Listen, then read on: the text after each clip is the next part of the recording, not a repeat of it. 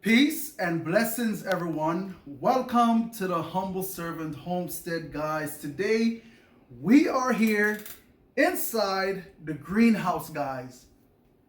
Did you catch it? The greenhouse? Well, I guess you might as well call it a greenhouse because over the years, this is where we start a whole bunch of our seeds, as you all can see, guys.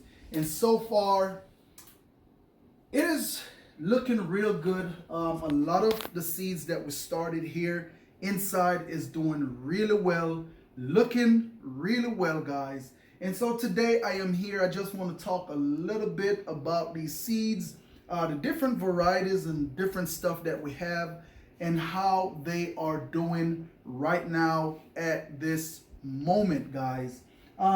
So far, if you all have been following us, you know we do like to come on in and just give just a couple of different little tips and how to start your seeds and what it is that you need to do so you can have a successful growing season, guys. And I'm just thankful to the Most High for instilling just a little knowledge here. Still learning.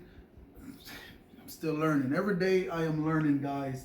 And so I just want to come on in, like I said, to give you all a update. Now I know it must have been about a month and a half since we started a whole bunch of seeds, and I have not came back to just give you all an update.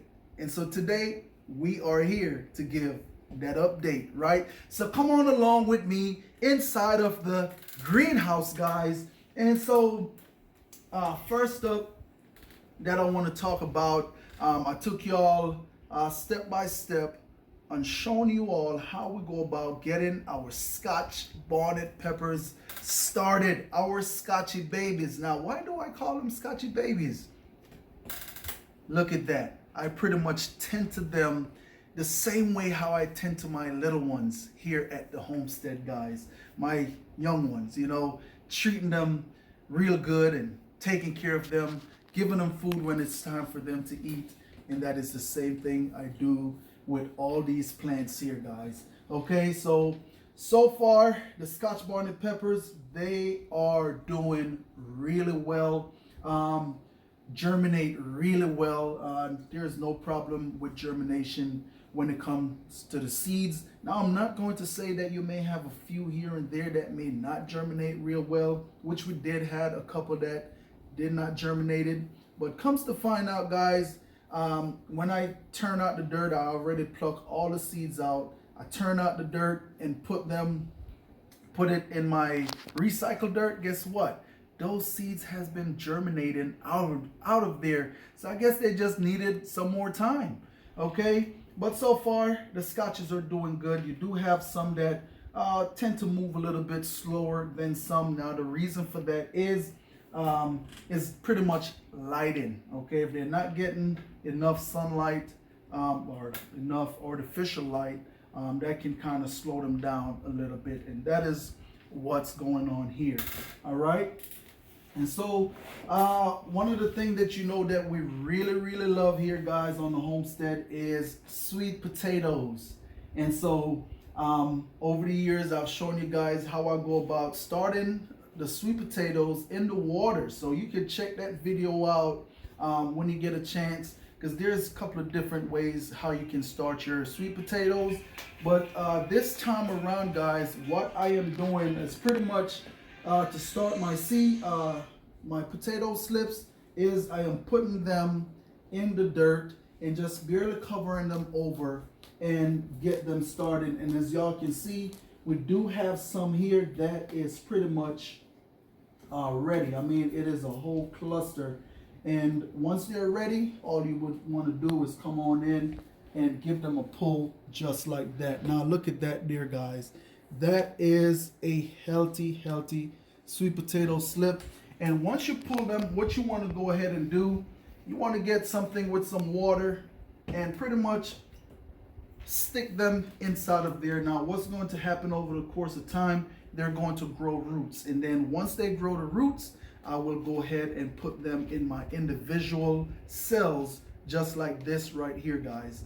And Also another tip, so you can increase your slips, what you can do, like you see how long this slip is right here. I will come on in once it grows a little bit more and cut that slip right there in half, guys, and put it back in the water, let it root, and also that right there would give me another slip from just So if one. you had to give them a length, would you say like 6 inches or so, 6 to 8 inch?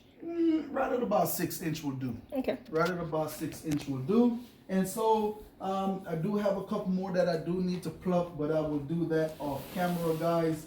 So yes, we do have the Korean sweet potatoes, and also I want to say Beauregard sweet potatoes that we will be planting out this upcoming spring. More so in May once the weather warms up a bit, because sweet potatoes do love that warm climate. So keep that in mind, guys.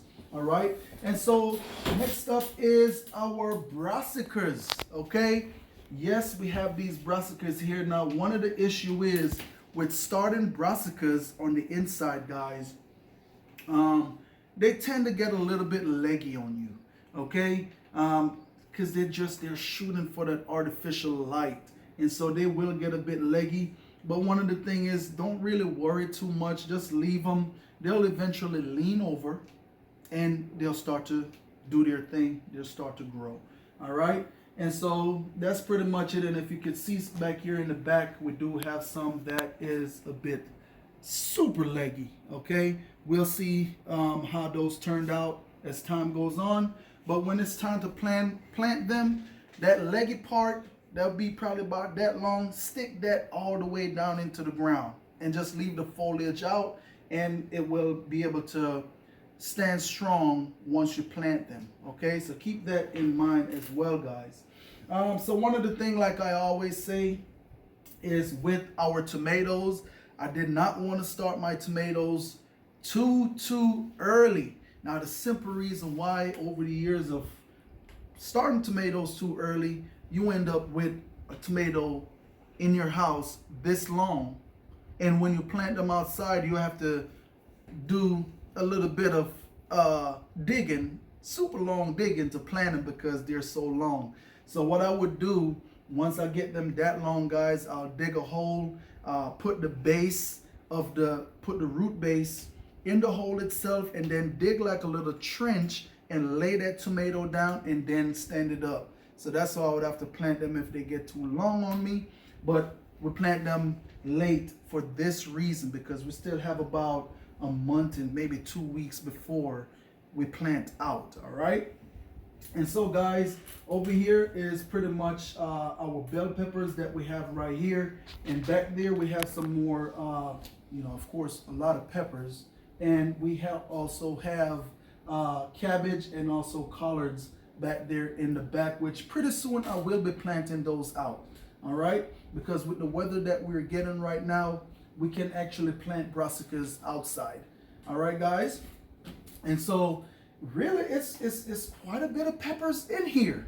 And the reason why we start a lot of these peppers inside, guys, is you don't want to put them in the ground right as spring break.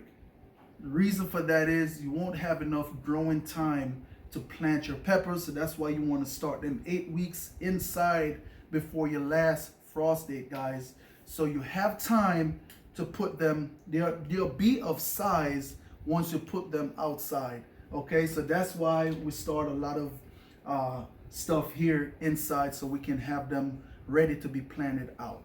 All right. I'm just going to go ahead and stand up real quick. If you all remember the onions, let me grab that. So also, if y'all remember the onions that were planted inside,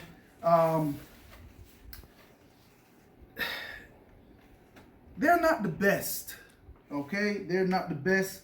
Now, the reason for that is we have been dealing with a little bit of a fungus gnat problem inside, guys, and they have been tearing the roots up on my onions. Okay, but we're gonna leave them. I think I'm gonna go ahead and take them outside. Maybe they start growing a little bit stronger, with the actual sunlight, the element outside. And so that's probably what we're going to end up doing for these onions right here, guys. But so far, they're okay. They're not the best, but they're okay. All right.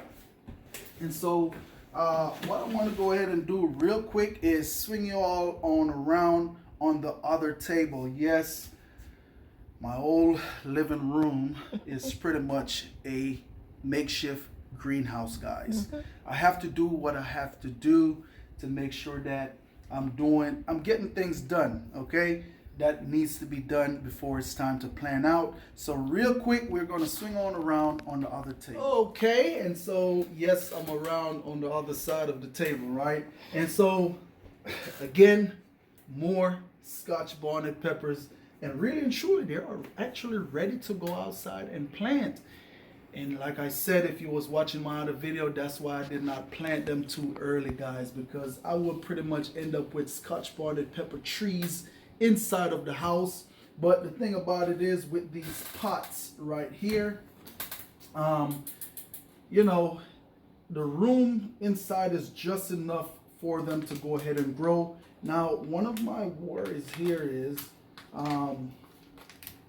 just checking real quick, just make sure that they're not being root bound, okay? Because that is one of the things that I don't like, because that can kind of stunt the growth of the plant. So far, That's beautiful. yes, that is pretty beautiful root system there. It's not all the way, it's not root bound. Not Not at as all. yet. It's still room to grow. Still room to grow, and so that is pretty good. But if it is root bound, by the time it's time for us to go ahead and plant them, we'll just go ahead and tickle that root, give them a little tickle so they can go ahead and laugh a little bit, right? So just keep that in mind as well, guys. But that is a beautiful plant. Oh, and while I have this Scotch Bonnet peppers in my hand, if you don't know about the seed store or our store, go ahead and check out our store, guys. We do have Scotch Bonnet peppers available in the store. Not the peppers, the started plant. The starter plant in the store for sale, guys. So if you have problems starting these Scotch Bonnet peppers, I just want to let you all know that we do have the seeds available. Well, not the seeds and plants available in the store. Look at them making a mess. For sale, guys. So if you need some plants, go ahead and check the store out. All right. And so real quick, I want to talk about these little fellows right here before I go any further, guys. So these right here, I know a lot of people have issue with starting the seeds, but yes, these right here is actually motherland okra seeds, our own seeds that we save here on the homestead, guys. And so some of these seeds are actually in the store for sale as well. And stay tuned. I was talking to my wife about putting seedlings online. So look out for those if we decide that we're going to put some online, guys. But that is pretty much it right there. I just want to say thanks to each and every one of you all out there for stopping by the Humble Servant Homestead. And as always, peace and blessings to each and every one of you all out there, guys. Want you all to have a blessed day and be blessed.